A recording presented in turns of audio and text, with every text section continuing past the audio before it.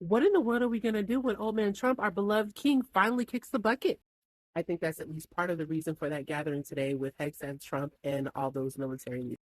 It's the same kind of thought I had a couple of days after Charlie Kirk was unalived and his widow, Erika Kirk, went on his podcast and gave a speech from a podium that was an interesting one. And it presented a certain way. It was the same kind of way that presented a couple of days later when J.D. Vance went on the same podcast with Charlie Kirk and spent like 2 hours interviewing many of the top officials of Trump's administration, except for Trump.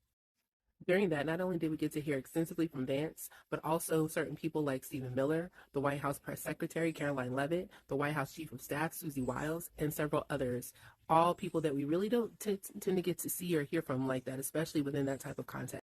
And it was the same way that was presented about a week later during the Charlie Kirk Memorial, when a lot of those same people and then some went up and gave speeches, some of them, including Erika Kirk and J.D. Vance, in front of the President of the United States podium.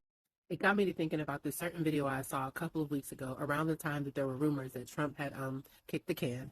And this particular page, Silent Middle Child, by the way, great page, he was pointing out that there's a lot of people out there who are very excited at the prospect of that happening whenever it happens, not taking in consideration who will be left. Vance, who's not that much better and in some ways even worse. And honestly, that whole idea has long been pretty depressing to me.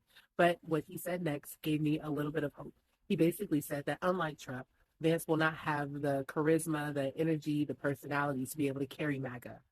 And that's finally going to be when MAGA, a lot of MAGA, is going to finally turn on the Republicans and that whole movement. I was like, that makes sense. But then I got to thinking, if we're able to figure that out, then I'm pretty sure they probably are too. And they're probably trying to figure out a way around that. They're probably trying to come up with some kind of game plan to basically get ahead of that. And I could totally see that plan having to do with taking advantage of Trump and his stronghold on MAGA while they can, while they still have him, and more closely aligning him visibly with the various other key players of his administration.